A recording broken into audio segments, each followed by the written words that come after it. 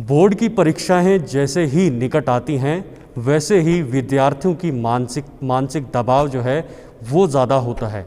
इस वर्ष देखा जाए तो 2020 वैसे भी पूरी दुनिया में एक काल बन के रहा, क्योंकि पूरी दुनिया के अंदर एक वैश्विक महामारी कोरोना वायरस चला, जिससे इस वर्ष जो भी बच्चे बोर्ड की परीक्षाएं देने वाले थे उनको भी काफ़ी ज़्यादा नुकसान हुआ। अब कहीं ना कहीं काफ़ी नज़दीक जो हैं बोर्ड की परीक्षाएं आ रही हैं। इसी के संबंधित आज हम चर्चा करेंगे। जाने माने एक व्यक्ति है किश्तवाड़ से, जो तारुफ के मोहताज नहीं है, जिनको किश्तवाड़ के बल्कि किश्तवाड़ के बाहर से भी लोग इनको जानते हैं। श्री राम सेवक जी, जो भारतीय विद्या मंदिर किश्तवाड़ के प्रधानाचार्य भी है और साथ ही साथ ज्ञान का भंडार भी है, इनके अंदर काफ़ी सारा ज्ञान है। तो चलिए आज चर्चा करते हैं कि आखिर बच्चों के जो एग्ज़ाम्स, बच्चों की जो परीक्षाएं हैं वो काफ़ी नज़दीक हैं। आखिर किस तरह से बच्चों को चलना चाहिए, क्योंकि इस वर्ष काफ़ी सारा नुकसान भी हुआ है। इनसे मूल मंत्र जानना चाहेंगे कि क्या बच्चों को जो है करना चाहिए, किस तरह से मेहनत करनी चाहिए। सर आपका बहुत बहुत स्वागत है। एग्ज़ाम जो है काफ़ी नज़दीक आ रहे हैं बच्चों के, क्या मूल मंत्र देंगे आप यहाँ से सीधे बच्चों को? देखिए, आपने मूल मंत्र की बात कही है, तो मूल मंत्र एक विज्ञान का सिद्धांत है जो हम सब के लिए, बल्कि सारी दुनिया के लिए ही मूल मंत्र है। चाहे वो विद्यार्थी है या कोई कारोबारी व्यक्ति है, छोटा काम है उसका, बड़ा धंधा है उसका, वो है सर्वाइवल ऑफ द फिटेस्ट। यानी जो अत्यंत योग्य है वो ही आगे बढ़ सकता है, वो ही उसका जीवन ही शेष जीवन रह सकता है। डार्विन ने ये सिद्धांत दिया है।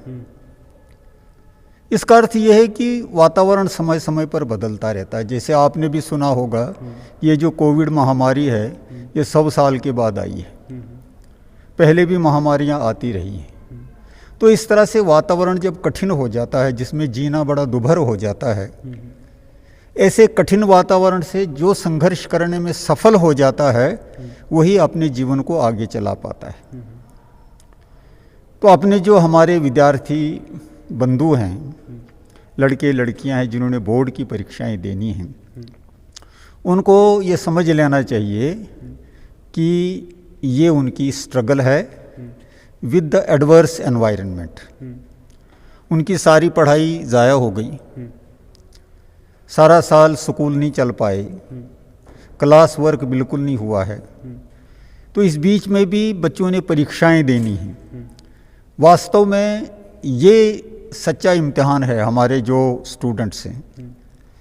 तो मैं यही कहूँगा कि ये जो स्ट्रगल का पीरियड है, everybody is in struggle, our students are also in struggle. Let us struggle and we will win. हमें पॉजिटिव रहना चाहिए विद्यार्थियों को, विशेषकर इन दिनों तो बिल्कुल पॉजिटिव एटीट्यूड अपना रहना चाहिए हर विद्यार्थी का। नकारात्मक बिल्कुल सोचना ठीक नहीं रहेगा। अपनी तैयारी करो, जितना भी आपसे हो सकता है वो करो, और कोशिश ये करो कि आप परीक्षाएं अच्छी तरह से दे पाओ। मैं एक बात यहाँ ज़रूर कहना चाहूँगा कि अगर कुछ विद्यार्थियों को लगता है कि वो पूरा नहीं कर पाएंगे या उनकी जो तमन्ना है वो पूरी हो नहीं पाएगी, कोई बात नहीं, अगली बार फिर आप ट्राई कीजिए। ट्राई अगेन, ये भी एक जीवन का सिद्धांत है। हमेशा हर वक्त हर चीज़ मिलनी कठिन होती है, बार बार प्रयत्न करने से सब कुछ प्राप्त हो सकता है। सर बच्चों ने इस बार जो है घर पे ही पढ़ा, तो कितना डिफरेंस है, कितनी विभिन्नता है, खासकर स्कूल में पढ़ाई का या घर में पढ़ाई का कितना फ़र्क है, और कितना फ़ायदा नुकसान जो है इस साल खासकर विद्यार्थियों को हुआ होगा? देखिए, जहाँ तक नुकसान का सवाल है, नुकसान तो बहुत हुआ है। पूरा हमारा एजुकेशनल सेटअप जो है वो सारे का सारा एक तरह से चरमरा गया है। अभी आप देखिए, बाकी सारे काम खुल गए, मार्केटें खुल गई हैं, ट्रैफिक चल रहा है, ऑफिस खुल गए हैं, लोग कारोबार कर रहे हैं। ये जो अनलॉक 5 हमारा चल रहा है, इसमें तो लगभग अब कोई भी चीज़ बंद नहीं है। लेकिन स्कूल अभी भी नहीं चल पा रहे हैं। अभी भी स्कूल खोलने में हमें बड़ी हिचक हो रही है और ख़तरा भी है। और ये बात अच्छी भी है कि हम फुल स्कूलिंग अभी शुरू नहीं कर सकते। तो कहने का मतलब यह है कि सब कुछ ओपन है, लेकिन बच्चों की पढ़ाई, बच्चों के स्कूल ये ओपन नहीं है। तो इस तरह से सबसे बड़ा थ्रेट तो एजुकेशनल फील्ड को ही है। लेकिन इस बीच में से रास्ता निकालना, जैसे मैंने शुरू में ही कहा कि ऐसे वातावरण में से बचकर वही आगे निकल सकता है जो फिटेस्ट होगा, अति उत्तम होगा, श्रेष्ठ होगा। ये विद्यार्थियों को ध्यान में रखना है। बच्चों में बड़ी ताकत होती है। बच्चे जो होते हैं ना, वो एनर्जी का भंडार होते हैं। बच्चों को ये पहचानना चाहिए। मैं सब बच्चों को ये कहना चाहूँगा कि आपके अंदर बहुत ऊर्जा है, बहुत कैपेबिलिटीज़ आपके अंदर है, आप कर सकते हो। कोशिश करो तो आप निश्चित रूप से इस पीरियड से निकल सकते हो, इस अवस्था से बाहर आ सकते हो। बाकी पढ़ाई नहीं हो पाई है बच्चों ने, जैसे आपने पूछा कि भाई घर में ही पढ़ा है। देखिए आजकल टेक्नोलॉजी का ज़माना है, तो बहुत कुछ बच्चों ने उस टेक्नोलॉजी का यूज़ करके पढ़ा है। फिर उसी बात पे मैं आना चाहता हूँ कि सोशल मीडिया का ज़माना भी है, बच्चों ने घर से पढ़ा, लेकिन क्या एक गलत असर भी उनके ऊपर पड़ा होगा? खासकर सोशल मीडिया के जितने वो नज़दीक आए, छोटे बच्चों से लेकर बड़े बच्चों तक जो है ज़्यादा नज़दीकी बना रखा हो सोशल मीडिया के साथ, फ़ोन्स के साथ, तो क्या उससे भी उनको असर पड़ा होगा? देखिए जहाँ तक तो सोशल मीडिया का नेगेटिव जो इम्पैक्ट है उसकी बात है, वो तो है ही है। उसका डर तो हम सब के अंदर बना हुआ है कि सोशल मीडिया की वजह से बहुत सारी चीज़ें ऐसे बच्चों में आ जाती हैं जो अत्यंत नकारात्मक होती हैं, जो नहीं होनी चाहिए थी। परंतु यदि बच्चों ने अपनी पढ़ाई की तरफ ही ध्यान दिया होगा, वहीं कंसंट्रेट किया होगा और सोशल मीडिया की बाकी चीज़ों को एक तरफ कर दिया होगा, तो फिर तो बच्चों को निश्चित रूप से फ़ायदा हुआ होगा।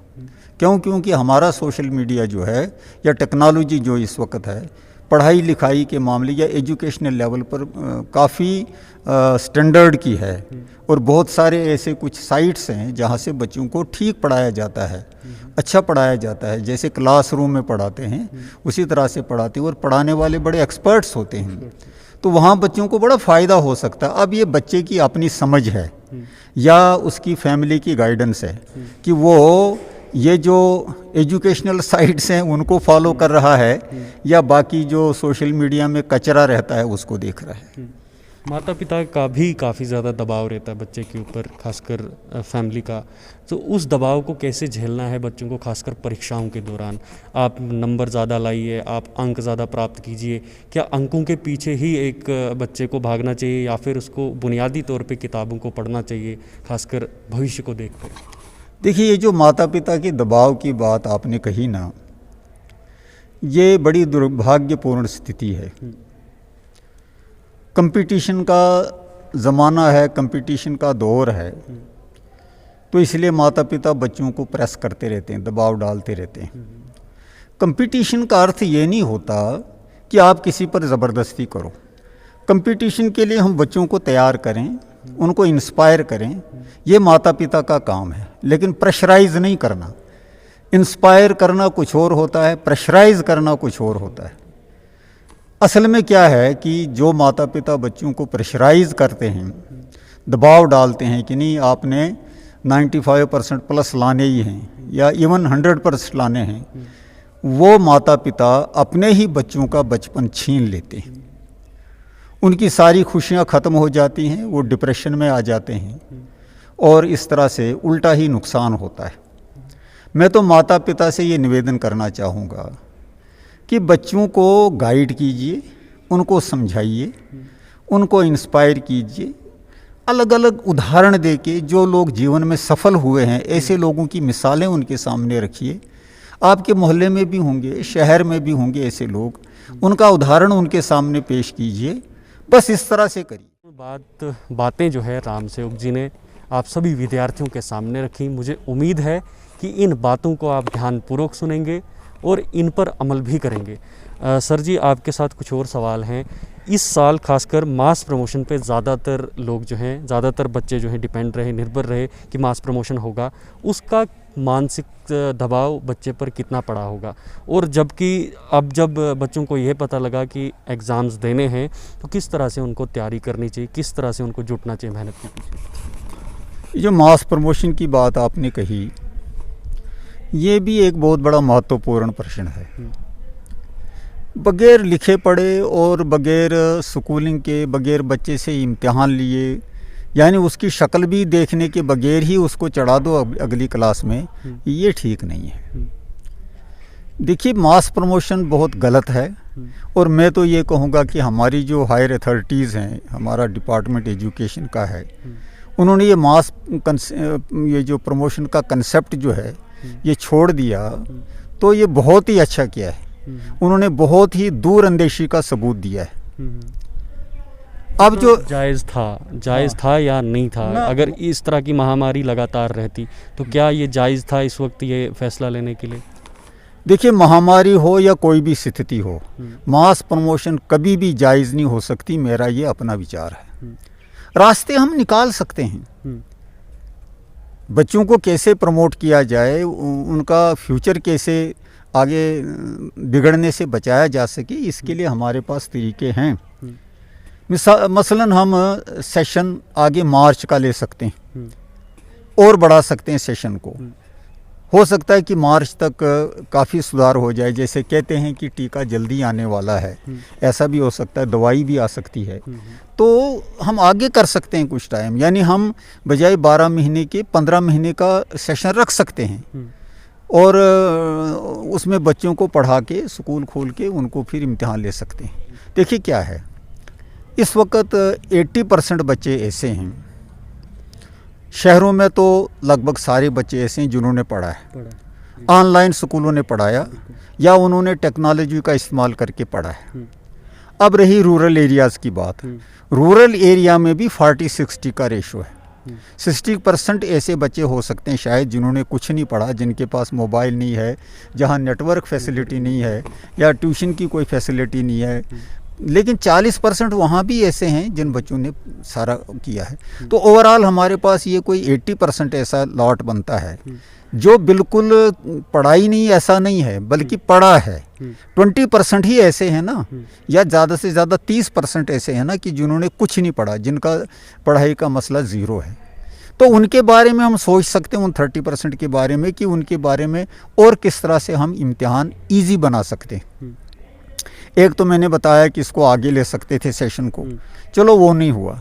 लेकिन अभी जो पॉलिसी बनी है एग्जामिनेशन की कि 60% जो है वही अटेम्प्ट करना है। मैं उसी बात पे आना चाह रहा था कि ये जो पॉलिसी है, ये जो इसमें रखा गया है, प्रावधान रखा गया है, किस हद तक सही है, और आपके अगर ज्ञान में है तो थोड़ा सा दर्शकों को क्लियर करिए। हाँ, देखिए, ये ठीक है जो गवर्नमेंट ने अभी पॉलिसी बनाई है कि भाई 40% चॉइस दे दो बच्चों को, क्योंकि पढ़ाई पूरी नहीं हुई है। ठीक है, ये ठीक है, क्योंकि जैसे हालात हैं, जैसी परिस्थिति, इसका मतलब सीधा हुआ कि हम जहाँ जिस बुक में 10 लेसन हैं उसमें से 6 ही तैयार करने हैं। ठीक है ना, 4 उसको छोड़ दे दो क्योंकि वो पढ़ा नहीं होगा उसने। अब जो 6 उसको आते हैं 10 में से, उनका उसने इम्तिहान देना, उनका उसने परीक्षा देनी है। तो अब मतलब वो 100% में वो गिना जाएगा। ये बिल्कुल ठीक है, इससे और ज़्यादा इजी हम कर नहीं सकते थे। हाँ, एक बात मैं आपको बताऊंगा, इस वक्त जो हमारी एजेंसीज़ हैं, खास बोर्ड वगैरह जो हैं, उनकी ये पॉलिसी है कि इतना इम्तिहान होने के बाद भी बच्चों को वो कंसीडर करेंगे, यानी रिज़ल्ट में भी कंसीडर करेंगे कि भाई किस तरह से बच्चों को आगे प्रमोशन हम दें और उनका जो साल है वो ज़ाया ना हो। रामसेवक जी, यहाँ से क्या संदेश देंगे विद्यार्थियों के लिए, माँ बाप के लिए, पेरेंट्स के लिए, पूरे किश्तवाड़ के लिए, किश्तवाड़ ही नहीं बल्कि पूरे जम्मू कश्मीर के लिए आपका क्या संदेश रहेगा यहाँ से? देखिए, मेरा संदेश तो यही रहेगा कि ये जो बच्चों की पढ़ाई लिखाई और उनके इम्तिहान की सारी बात है, इसमें सब लोगों को मिलकर काम करना पड़ेगा।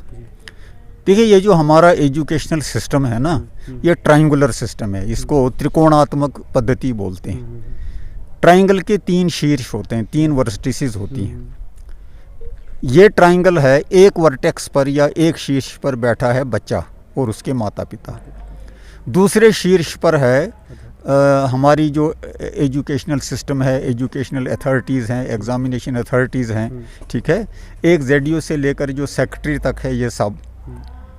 तीसरे शीर्ष पर हमारा समाज है। जब ये तीनों शीर्ष, तीनों वर्टिसेस बैलेंस में रहेंगे तो हमारी ट्राइंगल का जो सेंटर ऑफ ग्रेविटी है वो सेंटर में रहेगा, यानी हर चीज़ बैलेंस रहेगी और ठीक रहेगी।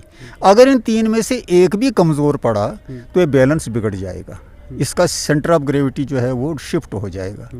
कहने का मतलब ये है कि इसको तीनों सबको जिम्मेवारी लेनी चाहिए। जैसे एडमिनिस्ट्रेशन है, एजुकेशनल एडमिनिस्ट्रेशन, उसमें टीचर भी आता है, तो टीचर को भी जिम्मेवारी लेनी चाहिए और हमारा टीचर तैयार कर सकता है। अब क्योंकि जैसे शुरू में बात आई, एक मास प्रमोशन बच्चों के दिमाग में, पेरेंट्स के दिमाग में, टीचर्स के दिमाग में, इसलिए कोई काम ही नहीं कर रहा है। काम करने के 100 तरीके हैं, काम करने के बहुत सारे रास्ते हैं, तो पहले ये चीज़ दिमाग से तो निकल जाए ना कि मास प्रमोशन होगी। मुझे कई पेरेंट्स के फ़ोन आते हैं, जी आप इम्तिहान ले रहे हो? हमने कहा जी हाँ ले रहे हैं, ऑर्डर है गवर्नमेंट का। वो कहते हैं जी हम तो अभी बैठे हैं। क्यों बैठे हो भाई? हमने सोचा मास प्रमोशन हो जाएगी। तो ये जो जनता के बीच में इस तरह की नकारात्मक सोच थी, ये भी बड़ी हानिकारक है। तो जनता को भी जागरूक रहना है, एजुकेशनल सिस्टम को भी फिट रहना है, और बच्चों को और स्कूल को भी तैयार रहना है, माता पिता को भी। बहुत बहुत धन्यवाद बातचीत करने के लिए। तो माता पिता के जो नकारात्मक विचार और जो सोच उनके दिमाग में चल रहे हैं, वो कहीं ना कहीं उसका सीधा सीधा असर उनके बच्चे के भविष्य पे पड़ सकता है। तो काफ़ी बहुमूल्य बातें श्री राम सेवक जी, जो भारतीय विद्या मंदिर किश्तवाड़ के प्रधानाचार्य हैं, ज्ञान का भंडार मैंने पहले ही कहा, और काफ़ी खूबसूरत तरीके से इन्होंने सभी बातें सामने रखी। उम्मीद करता हूं कि सभी विद्यार्थी जो हैं इस वीडियो को देखेंगे और इनसे ज़रूर कुछ बातें सीखेंगे और मास प्रमोशन के चक्कर में ना रहें, क्योंकि वो भी बच्चे के भविष्य के लिए काफ़ी ज़्यादा हानि पहुंचा सकता है। आप देखते रहिए fire media. Camera person smile Sharma के साथ शीतल शर्मा, किश्तवाड़।